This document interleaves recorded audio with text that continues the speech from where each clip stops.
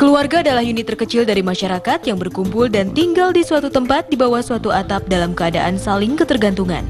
Keluarga merupakan sebuah titik awal untuk membangun dan membentuk kepribadian dan pembelajaran terhadap kehidupan sosial yang berbasis pada pengetahuan dan moral, serta merupakan basis utama pencegahan penyalahgunaan narkoba sejak dini yang diawali dari keluarga.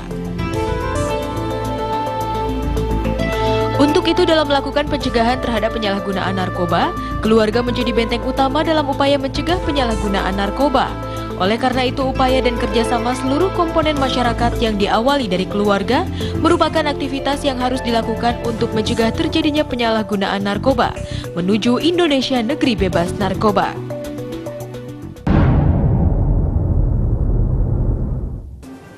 No drugs. Halo pemirsa, kembali saya Lula Kamal akan menemani Anda untuk menyaksikan sebuah acara yang sangat penting untuk kita semua. Indonesia bergegas, Indonesia bebas narkoba. Kali ini kita akan membahas mengenai keluarga sebagai benteng pencegahan penyalahgunaan narkoba. Nah pemirsa, saya juga sudah menyediakan dua orang narasumber yang bukan saja kompeten, tapi keduanya ini sangat dekat dengan kehidupan anak. Yang pertama adalah pendidik, Profesor Arif Rahman. Yang kedua dari Komnas Anak, Kak Seto Mulyadi. Sebelum kita dengar penjelasannya, kita lihat dulu profil keduanya berikut ini.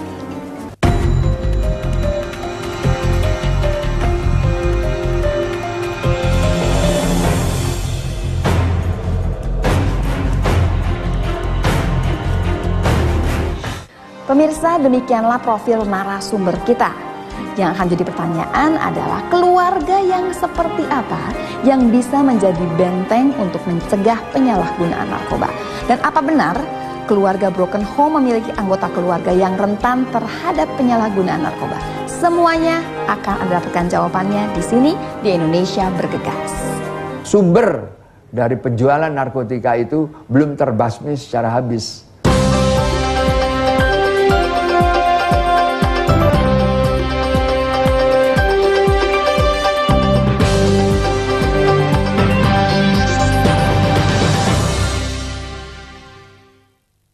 Ketika tekanan kerja mendera dan hidup terasa membebani, jiwa dan langkah kehilangan arah, saat itulah narkoba mengulurkan tangan kejinya, merenggut karir, merampas pekerjaan, menghancurkan orang-orang tercinta. Tak ada tempat untuk lari, kecuali memperteguh diri dan kembali ke pelukan keluarga. Dipersembahkan oleh Dear Diary, aku sedih banget. Papa, Mama makin sibuk aja sama kerjaan mereka. Aku kesepian sendiri, sedih, kecewa, takut.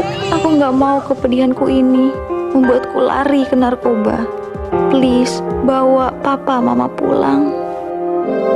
Perhatian dan doa orang tua menjauhkan anak-anak kita dari narkoba. Narkoba? Gak banget, men! Endingnya kebaca, bro! Hidup kita bakal hancur! Pertama, sekolah lo bakal berantakan. Terus, nyolong sana-sini buat beli drugs. Tinggal tunggu waktu aja, lo mau masuk penjara atau panti rehab. Penjara itu berat, bro. Mau beneran keren, kejar cita-cita lo. Jadi juara, jauhi narkoba!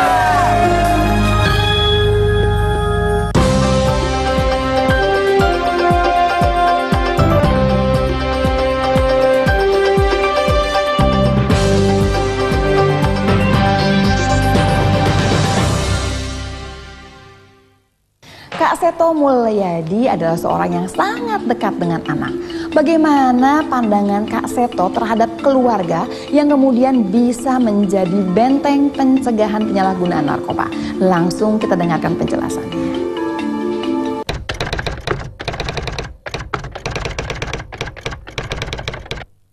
Ya, memang permasalahan narkoba di negeri kita, mungkin sama juga di beberapa negara-negara yang lain, itu sudah semakin kompleks sekali. Artinya penggunanya, korbannya, khususnya juga menjangkau pada anak-anak muda, itu sudah sangat-sangat pada taraf yang mengkhawatirkan. Jadi narkoba sudah sampai pada taraf yang dengan kejam menghambat masa depan generasi muda di Indonesia ini. Dan kita lihat data-data, misalnya ada yang mengatakan 1,5% dari populasi, berarti sekitar 3,3 juta jiwa sudah ketergantungan pada narkoba. Dari 80 juta pemuda di Indonesia, itu juga cukup tinggi mereka yang sudah menjadi korban ketergantungan. Malah juga dikatakan setiap hari ada 40 orang meninggal karena narkoba ini, karena ketergantungan atau overdosis. Jadi memang sudah harus dihadapi dengan sangat serius, dan salah satunya adalah pemberdayaan keluarga. Karena kita melihat bahwa cukup banyak anak-anak yang lari ke narkoba karena keluarga yang tidak harmonis. Mungkin terjadi perceraian, konflik berkepanjangan antara ayah dan ibu, dan kemudian mungkin ayah dan ibu sibuk, ya, orang tua mendidik dengan otoriter sekali atau terlalu permisif, sehingga akhirnya anak-anak lari keluar dan menganut pola-pola dari kelompok yang kadang-kadang justru menjerumuskan mereka ke dalam lembah narkoba. Jadi memang sudah sangat serius dan harus diatasi dengan kerja keras kita semua.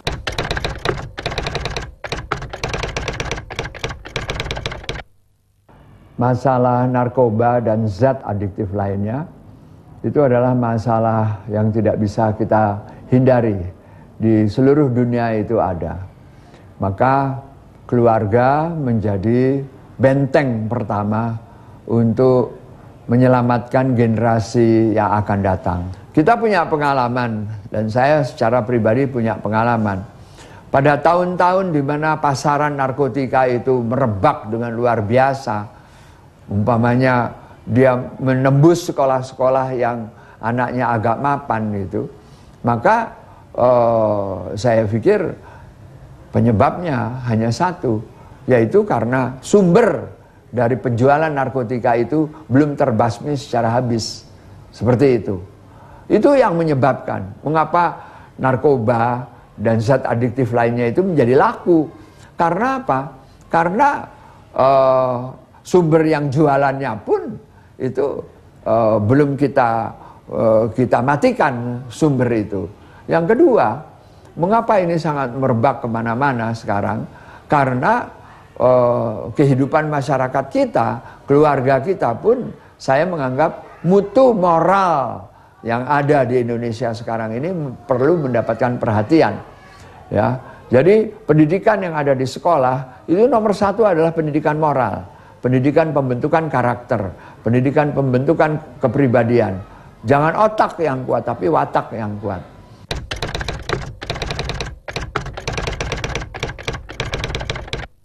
Caranya adalah keluarga harus mempunyai kualitas, orang tua harus mempunyai kualitas, anak-anak harus mempunyai kualitas. Lembaga informal ini sangat penting, terutama di dalam pola asuh orang tua, supaya tidak menghasilkan anak-anak yang merasa tertekan atau anak-anak yang tidak terkendali. Ya. Tetapi kita harus bisa menghasilkan anak-anak yang betul-betul mempunyai kemampuan, bisa menyeleksi, bisa menyaring mana yang baik, mana yang buruk, mana yang berguna, mana yang tidak berguna. Jadi penyalahgunaan narkotika dan zat adiktif lainnya itu bisa dibendung dari pola asuh orang tua. Yang kedua, dari mulai kecil, anak-anak itu harus sudah dibiasakan berada pada lingkungan, berteman dengan anak-anak yang lebih menguntungkan. Sebab berteman dengan anak-anak yang tidak menguntungkan bisa menjerumuskan anak-anak kita itu. Sehingga mereka terpengaruh oleh teman-teman yang positif, yang berbicara santun, yang menjauhkan diri dari hal-hal yang tidak baik. Pada waktu anak itu berumur belasan tahun, maka orang tua harus bisa mendampingi dengan pola asuh yang disebut tutwuri handayani, membimbing, memberikan arahan, strata ekonomi yang sangat berbeda, orang miskin, menengah maupun kaya, itu sangat tidak berpengaruh terhadap pola asuh yang sehat. Ya, bisa saja keluarga miskin tapi pola asuhnya sehat. Bisa saja keluarga kaya tetapi pola asuhnya tidak sehat. Itu sebabnya narkotika, penyalahgunaan narkotika dan zat adiktif lainnya itu tidak mengenal kelas ekonomi. Tetapi karena narkoba ini harus dibeli dan ada transaksinya dan bandar-bandar itu harus mendapatkan keuntungan, tentu dia tidak akan merambah kepada kelas miskin. Yang akan ditembak adalah kelas yang lebih mempunyai uang, yang bisa membayar, yang anak-anaknya berani menjual harta benda orang tua, seperti itu. Tapi kalau kelas miskin itu mungkin ada yang memakai, tetapi pemakaiannya mereka itu tidak akan menguntungkan transaksi jual beli narkoba.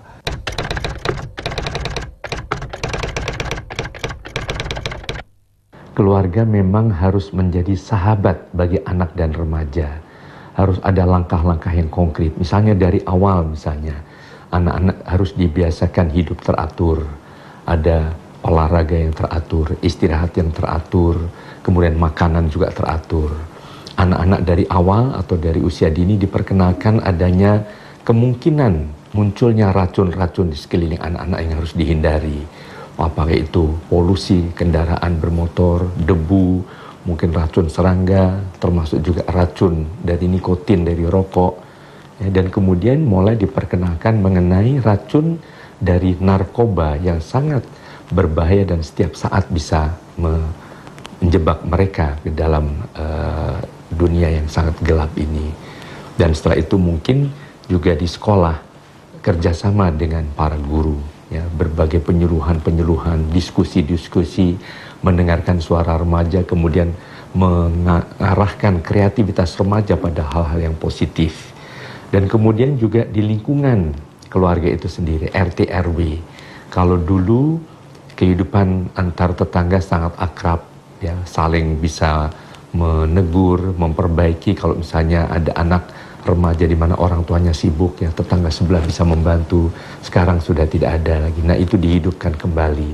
Dibentuk semacam satgas perlindungan anak di tingkat RT dan RW, sehingga seluruh warga betul-betul peduli pada warga, anak-anak dan remaja yang ada di lingkungan tersebut.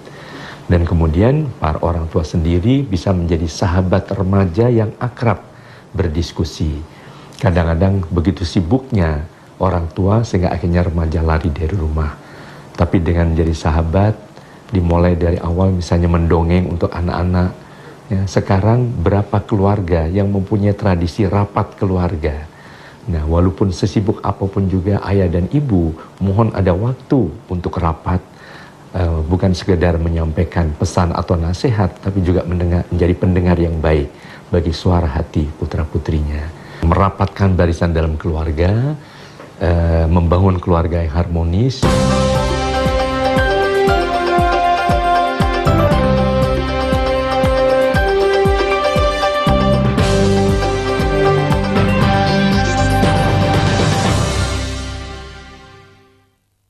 Ketika tekanan kerja mendera dan hidup terasa membebani, jiwa dan langkah kehilangan arah. Saat itulah narkoba mengulurkan tangan kejinya, merenggut karir, merampas pekerjaan, menghancurkan orang-orang tercinta.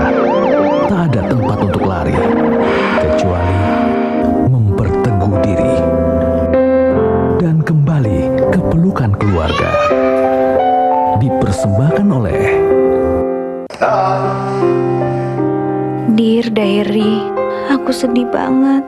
Papa, mama makin sibuk aja sama kerjaan mereka. Aku kesepian sendiri, sedih, kecewa, takut. Aku gak mau kepedihanku ini membuatku lari ke narkoba.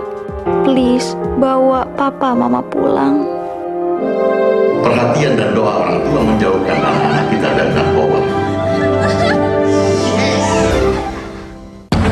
Narkoba? Gak banget, men. Endingnya kebaca, bro. Hidup kita bakal hancur. Pertama, sekolah lo bakal berantakan. Terus nyolong sana sini buat beli drugs. Tinggal tunggu waktu aja. Lo mau masuk penjara atau panti rehab. Penjara itu berat, bro. Mau beneran keren, kejar cita-cita lo. Jadi juara, jauhi narkoba.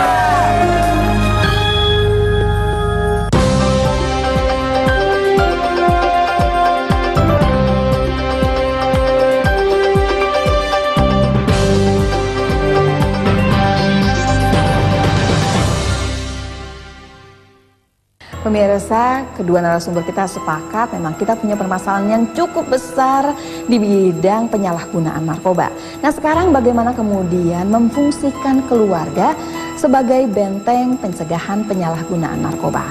Keluarga yang seperti apa yang harus kita bangun supaya keluarga tersebut bisa berfungsi dengan baik? Kita dengarkan dulu dari Profesor Arif Rahman.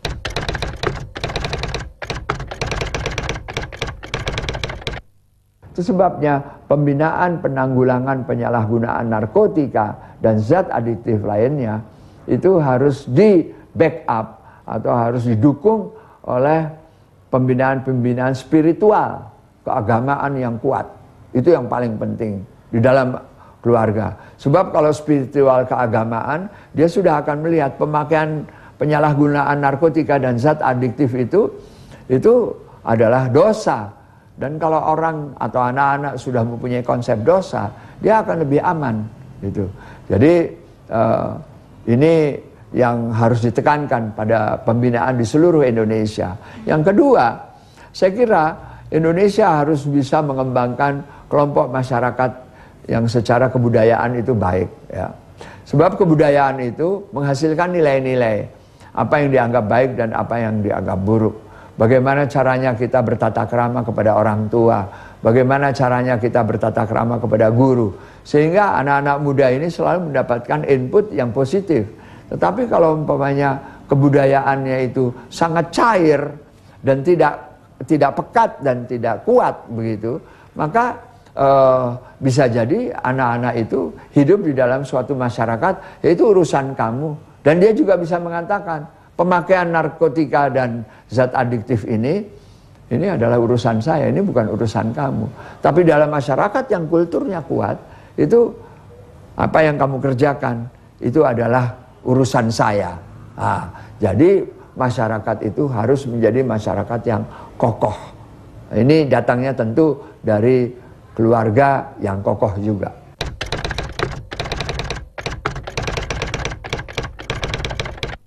Pertama tentu merapatkan barisan dalam keluarga, membangun keluarga yang harmonis, yang sangat komunikatif, dan mencegah berbagai pengabaian ataupun tidak ada apresiasi terhadap putra-putrinya, kemudian bisa mendengar suara hati anak-anak secara teratur, sehingga anak-anak merasa bahwa tempat paling sejuk, paling indah dan paling nyaman adalah justru di dalam keluarga.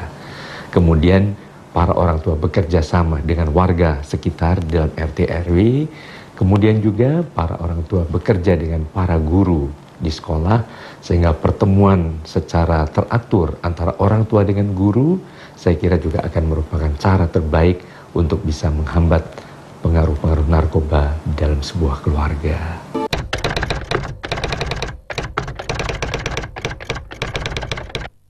Tapi ini semuanya harus diselesaikan dengan kebijakan-kebijakan.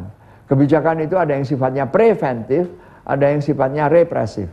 Kalau preventif itu memberikan informasi, memberikan edukasi, lalu memberikan kegiatan-kegiatan terutama untuk anak remaja. Tapi kalau represif, undang-undangnya harus ada, peraturannya harus ada. Sesudah kita ulas, saya pikir semua orang harus tahu bahaya narkoba, ya. Jangan ada suatu keluarga yang menganggap bahwa keluarga kita tidak mungkin terkena narkoba. Itu jangan suka bicara seperti itu, ya. Sebab narkoba ini bisa masuk ke semua manusia, ya. Dia itu mempunyai kawan, ya. Narkoba, lalu judi, pelacuran, korupsi, itu satu keluarga itu mereka semuanya. Intinya adalah hanya mengumbar nafsu dan hanya ingin senang sendiri, lalu ingin mendapatkan keuntungan. Jadi saya anggap kita harus kembali lagi kepada pakem. Republik Indonesia ini kita dirikan untuk apa? Untuk supaya kita merdeka membangun kepada menjadi masyarakat yang berharkat dan bermartabat. Bukan hanya berbudaya dan berpengetahuan, tapi harus beradab. Yang kedua, mari kita kembalikan falsafah Pancasila itu menjadi suatu pegangan di dalam kehidupan bernegara dan berbangsa ini.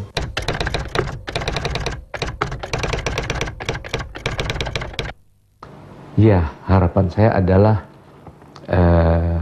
jadikanlah anak-anak remaja ini sebagai suatu pusat dari kemungkinan berkembangnya Indonesia menjadi bangsa yang besar. Sehingga ada moto bangsa yang besar adalah bangsa yang menghargai anak-anak dan remaja di negerinya. Dengan cara demikian, maka kalau sudah dibangun berbagai lembaga termasuk BNN atau BNK di daerah, di kota, kabupaten dan sebagainya, maka remaja juga harus dilibatkan. Artinya kalau perlu para korban yang mungkin sudah menyadari, yang sudah mendapatkan rehabilitasi, dilibatkan untuk menjadi semacam duta-duta sebagai warning kepada remaja yang lain bahwa inilah betapa menderita, betapa sedihnya, betapa sakitnya kalau sudah menggunakan barang haram tersebut. Dengan cara begitu, mudah-mudahan kita bisa membangun suatu kekuatan yang lebih kuat, bersama-sama bersinergi, dan bau-membau untuk membebaskan bangsa Indonesia dari cengkeraman narkoba. Pemirsa, tidak mudah untuk membangun sebuah keluarga yang ideal yang menjadi benteng pencegahan penyalahgunaan narkoba, tapi bukan sesuatu yang mustahil. Dan di sini peran orang tua memang menjadi kunci untuk semuanya. Nah, pemirsa, semoga seluruh keluarga di Indonesia bisa memfungsikan dirinya menjadi benteng pencegahan penyalahgunaan narkoba. Dan setiap manusia di Indonesia pasti bisa memiliki peran dalam peperangan melawan narkoba. Pemirsa, masih banyak permasalahan di seputar narkoba yang akan kami bahas di sini di Indonesia Bergegas. Tentunya agar Anda memahaminya sehingga bisa terlepas dari jeratan narkoba. Nah, pemirsa, selalu saksikan Indonesia Bergegas setiap jam yang sama di sini. Sampai jumpa.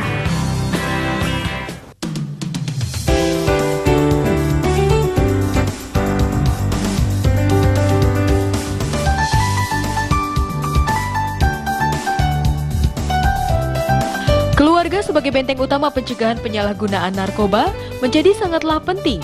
Oleh karena itu, keluarga diharapkan menjadi lokomotif yang dapat mendorong masyarakat Indonesia menuju Indonesia negeri bebas narkoba.